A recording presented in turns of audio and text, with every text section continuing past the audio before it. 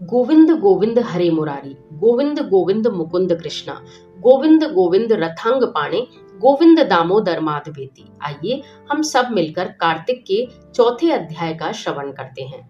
नारद जी ब्रह्मा जी से कहते हैं कि महाराज, कार्तिक के महीने में जो दीपदान होता है उसका महात्म्य कहिए। ब्रह्मा जी कहने लगे, हे पुत्र, स्वर्ण का दीपक हो या चांदी, तांबे, आटे अथवा मिट्टी का, श्रद्धानुसार कार्तिक के महीने में दीपदान करना चाहिए। ऐसा करने से सब पापों का नाश हो जाता है। दीपक भगवान की मूर्ति के आगे अथवा मंदिर में, तुलसी के वृक्ष के पास, चौक, गली, ब्राह्मण के घर, वृक्ष के नीचे, वन में, गौशाला, तालाब आदि पर घी या तेल से जलाना अत्यंत उत्तम है। ब्राह्मण के घर में अग्नि स्टोम यज्ञ का फल मिलता है। जो आकाश में ऊंचा दीपक जलाता है उसको धन की वृद्धि और वैकुंठ वास मिलता है। भगवान से प्रार्थना करें कि भगवान, आपके निमित्त मैं यह दीपदान करता हूँ। कार्तिक में मथुरा, माघ में प्रयाग, वैशाख में हरिद्वार का वास अति उत्तम कहा गया है। जब सूर्य तुला, मकर और मेष राशि का हो, उनमें किए गए व्रत, नियम, पूजा आदि बहुत ही अधिक फल देने वाले कहे गए हैं। इन मासों में अच्छे कर्म करने से पापों का नाश होता है। जैसे सूर्य के उगने से अंधकार, वज्र से पर्वत, गरुड़ के भय से सर्प, पवन से मेघ, ज्ञान से दुख, सिंह के भय से मृग, वैसे ही मथुरा के दर्शन से पाप भाग जाते हैं।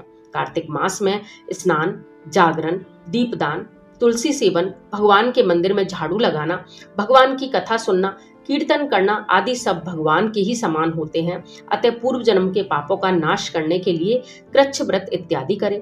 नारद जी कहने लगे, हे ब्राह्मण, पूर्व जन्म के पाप कैसे जाने जा सकते हैं? ब्रह्मा जी कहने लगे, पूर्व जन्म के पापों के चिन्ह कहते हैं। ब्रह्म हत्यारा, क्षय रोगी, गुरु स्त्रीगामी, कुष्ठी, सुवर्ण की चोरी करने वालों के नाखून खराब होते हैं, मद्य पीने वाले के दांत खराब होते हैं। ऐसे पूर्व जन्म के पाप चिन्हों को पहचाना जाता है। सो दान, तपस्या, कृच्छ व्रत आदि से निवारण किया जाता है। अब कृच्छ व्रत कैसे किए जाते हैं यह बताता हूँ। एक समय खाने से पाद कृच्छ, 3 दिन सायकाल और 3 दिन प्रातःकाल भोजन करने से अति कृच्छ, तथा सायकाल में 22 ग्रास और प्रातःकाल में 26 अथवा 24 ग्रास खाने से भी अति कृच्छ व्रत कहा गया है। 3 दिन तक रोज खावे, 3 दिन तक उपवास करे, यह भी अति कृच्छ होता है। सायकाल में 1 ग्रास, प्रातःकाल में 1 ग्रास और 2 दिन बिना मांगा हुआ तथा 2 दिन भोजन नहीं करना चाहिए, यह कृच्छार्थ व्रत कहलाता है। 21 दिन तक केवल दूध पीकर या पानी पीकर ही रहे, यह कृच्छाति कृच्छ है। 12 दिन तक उपवास करना पराक व्रत कहलाता है। 4 दिन तक कुछ नहीं खाना, फिर सत्तू खाना या छाछ पीना और कपड़ा दक्षिणा देना, यह सौम्य कृच्छ है। इसी प्रकार 12 दिन तक करना द्वादश शाह होता है। तुला पुरुष का दान करना, गऊ का घृत, गोबर, दूध, दही और कुशा का जल पहले दिन खाना, दूसरे दिन उपवास करना, यह कृच्छ सांतपन कहा गया है। 3 दिन गौमूत्र, 3 दिन गोबर, फिर 3 दिन दही, फिर 3 दिन दूध, फिर 3 दिन घी खाए, यह महाशांतपन है जो सब पापों का नाश करता है। ऐसे ही गूलर, कमल, बेल, इनके पत्ते या कुशा का जल, यह प्रतिदिन पीने से ऊन कृच्छ व्रत होता है। 3 दिन व्रत करके पहले लिखी हुई वस्तुओं का काढ़ा होवे तो पूर्ण कृच्छ व्रत होता है। यदि तपाया दूध, घी, जल एक एक प्रतिदिन पीवे और एक उपवास करे, इसे तप्त कृच्छ कहते हैं। जल, दूध, घी, तिल यह तपाकर 3 दिन पीवे और एक समय स्नान करे तो यह भी तप्त कृच्छ होता है।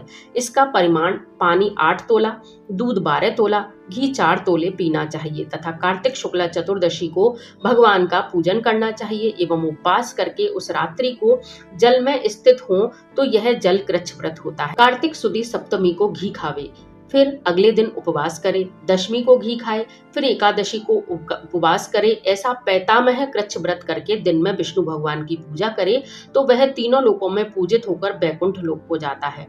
कार्तिक सुदी छठ से 3 दिन केवल दूध पीवे, फिर नवमी से 3 दिन उपवास करे, यह महेंद्र कृच्छ व्रत करने से दुर्लभ वैकुंठ मिलता है।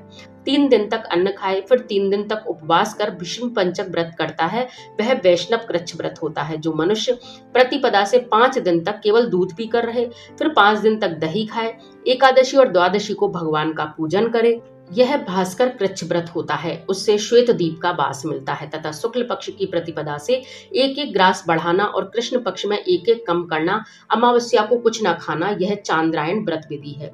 1 ग्रास 2 तोले का या जितना मुंह में अच्छी तरह से आ जाए, कृष्ण पक्ष के आदि के 3, 14 5 ग्रास भोजन करके किसी प्रकार एक पक्ष में 240 ग्रास पूरे करे, यह भी चांद्रायण व्रत है। यदि 8-8 ग्रास प्रतिदिन दिन के 12 बजे खाए तो यह अति चांद्रायण व्रत कहलाता है। गौ के चारों स्तनों का दूध 7 दिन, फिर 7 दिन 3 स्तनों का, फिर 7 दिन 2 स्तनों का, फिर 6 दिन तक 1 स्तन का दूध पीवे और 3 दिन तक पवन भक्षण करे, यह सौमायन नामक व्रत सब पापों का नाश करने वाला होता है। गेहूं, चावल की कांजी, दही, दूध, घी, पानी और पंचगव्य में सब चीजें नियम से कार्तिक महीने में खावे। यह साप्ताहिक कृच्छ व्रत करने वाला विष्णु लोक को प्राप्त होता है। पलाश, बेल, गूलर इनका काढ़ा, ओटाया हुआ दूध पीवे, एकादशी व्रत रखे, द्वादशी को पारण करे, वह भी वैकुंठवासी होता है। जो मनुष्य कार्तिक सुदी सप्तमी, अष्टमी, नवमी, दशमी को जल, कमल के नाल के भीतर का डोरा, बेत के पत्ते, कमल इनको खावे, एकादशी का उपवास करे तो यह लक्ष्मी व्रत होता है। इसको करने वाला भगवान का शिष्य वैष्णव गति को प्राप्त होता है। प्रातःकाल 4 और सायंकाल में प्रतिदिन खावे तो यह शिव चांद्रायण व्रत होता है।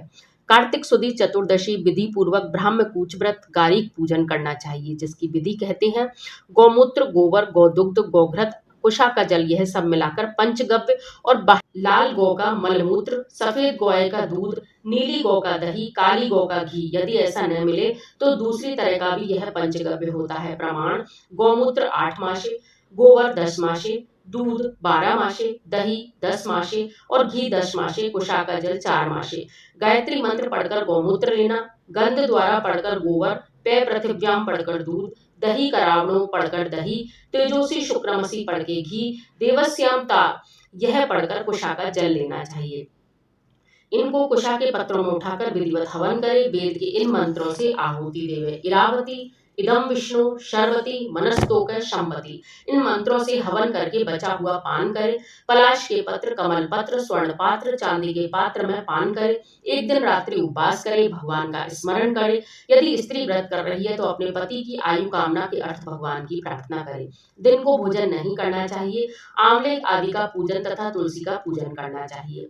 व्रत आदि के समाप्ति के निमित्त ब्राह्मणों को गोदान करना चाहिए। इस प्रकार इन कृच्छादि व्रत करने से वैष्णव भगवान के परम पद को प्राप्त होते हैं। बोलिए भगवान श्री नारायण। इस प्रकार कार्तिक मास का चतुर्थ अध्याय समाप्त हुआ।